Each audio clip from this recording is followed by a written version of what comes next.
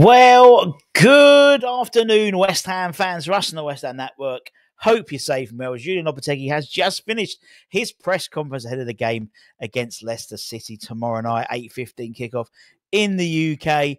Plenty to talk about. Not. So let's get into it and get through it, shall we?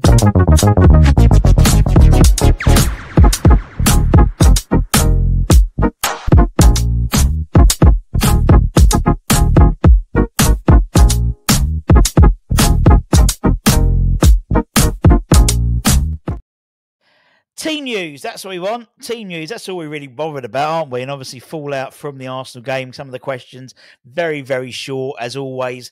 But even more so when you get these sort of quick game weeks. You know, obviously we played Saturday and then we played Tuesday. In terms of team news, we have had a little problem in the last match with Jean-Claude Todibo.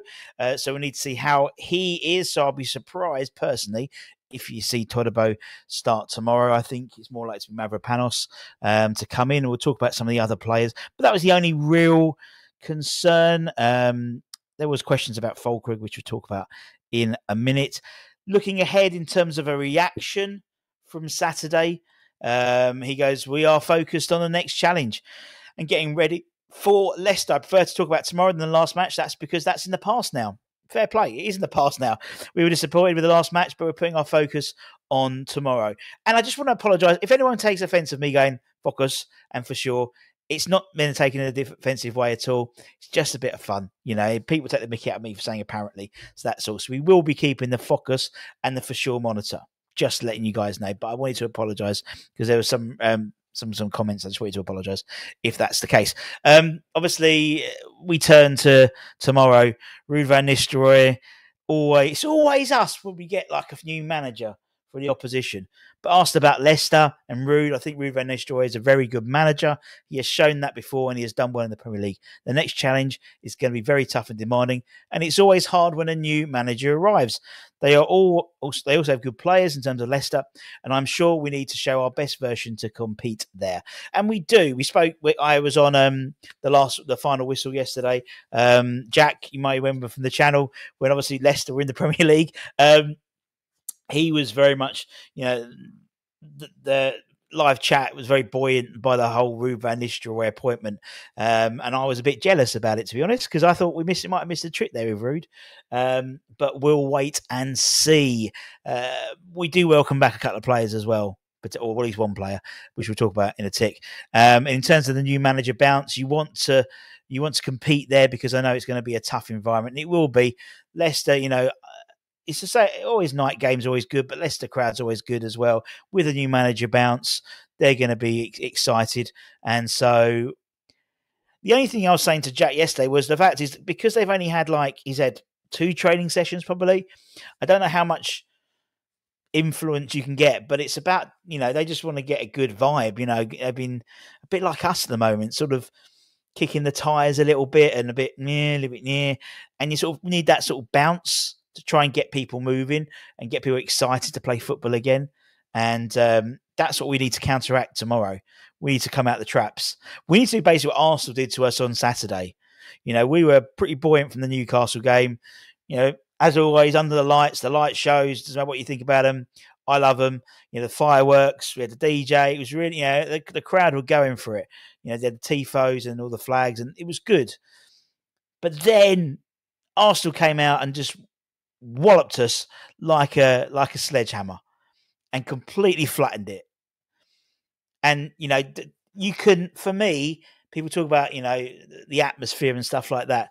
It's a two-way process. You know, you bring it, the fans always bring it at the beginning of the game. But if there's nothing on the pitch, there'll be less atmosphere. And someone disagreed, but I can't remember what it was. And I said, well, you know, if I'm paying to go to a comedy show and the comedian's not funny, I'm not going to laugh just because I'm at a comedy show. The same as at football. You want to be entertained. If you're not entertained, you're not going to cheer. And it doesn't take a lot to entertain us, you know. And then it was, you know, putting some effort in, chasing the ball down, going for a few challenges, bit of nice football. That's all we need as fans, really. And Leicester are going to be buzzing. The fans are going to be buzzing tomorrow. So we need to do what Arsenal did. We need to come out the blocks fast, which is not like us. Asked about Nicholas Fullkrug. He said he's improving. He's very close. Tomorrow, I think, is going to be difficult. So you're not going to see Nicholas on the bench tomorrow by the sounds of it. But hopefully he'll be ready in the next matches. So maybe for the Wolves game. I swear it's going on and on and on. But maybe Wolves. He won't be fully fit, unsurprisingly. 3 months is a long time without matches, but thankfully he is close to recovery. So maybe just coming into the festive period, it could be useful to have Nicholas. And obviously we've got the best part of 3-4 weeks until January for them to assess what they're going to do. We're coming in the striking position. We'll talk about some of the forwards we've been linked with in Hammer's headlines a little bit later on today. One person we will be welcoming back is Mohamed Kudus. And I asked Kudus straight into starting lineup, I'd imagine. And he went, oh, no. I don't want to talk about the lineup. Mohamed is back, but he's missed a lot of games. And he has 5 games, that was a month and a bit now, without playing any football. Obviously, he went to Ghana, didn't he, for the international duty. But he's fit and ready, which is good news for us because it's a good thing to have more players available. And it's going to be fascinating, I think, to see what happens with Kudus. Where he fits in. I think Somerville's made a great account of himself. I'll be disappointed. Actually, I'll be shocked either way. I'll be shocked if he drops Somerville, and I'll be shocked if he doesn't drop Somerville for Kudus. I've got a feeling, I think it's too much football for Mikel Antonio on Saturday to Tuesday. Personally, centre halves at Leicester at the moment. They got Connor Cody. They've got Vaz, who hasn't playing very well. They've got the other big lad. I can't remember his name now. Ellis did a video about him. I can't remember. Anyway, I wouldn't be surprised. Although I don't like it, I wouldn't be adverse to having a Bowen up top, Kudus right wing, or Kudus up top, Bowen right wing, and give Antonio on the bench. Why not? Mix it up. And that was it. That was literally it. Very, very quick press conferences. Always are. So I used to remember David Moyes on the Thursdays, and then they did the Fridays for the weekend. And it was always so short. I know what you're staying for. You're staying for the monitors. The for sure counter, 6. He's definitely decreasing. There was a triple for sure halfway through. For sure. Chef's kiss. Focus for monitor, 4. Now he's been averaging at least 8 to 9 focuses, and there was only 4. But it was a smaller press conference, so I'll give him the benefit of doubt. Hopefully, he come back stronger in time for the Wolves press conference. And that's it, my friends. Thank you very, very much for your time, as per usual. Now, obviously, Christmas is around the corner. We've got the West Ham Network Christmas giveaway. Every day, I think East End Traveller won yesterday's one. If you want to be entered into today, all you got to do is comment any video. And what we do is collate them all up, put them into the supercomputer, press the button, and it's randomly selected. And they win some prizes. Also, we are working with our friends at Santaco, santaco.co.uk. And we've got a little video. And I'll be showing you I've literally just done it today. So I'm going to see when the letter comes, I'll show you what the letter comes. But if you are a parent or a grandparent and you want to get your Christmas letter from Father Christmas, check out Santa Co. Let's run the video. With Christmas just around the corner, make sure your little ones or your grand little ones have got their letter from Father Christmas, personalised letter through the post. With our friends at Santa Co.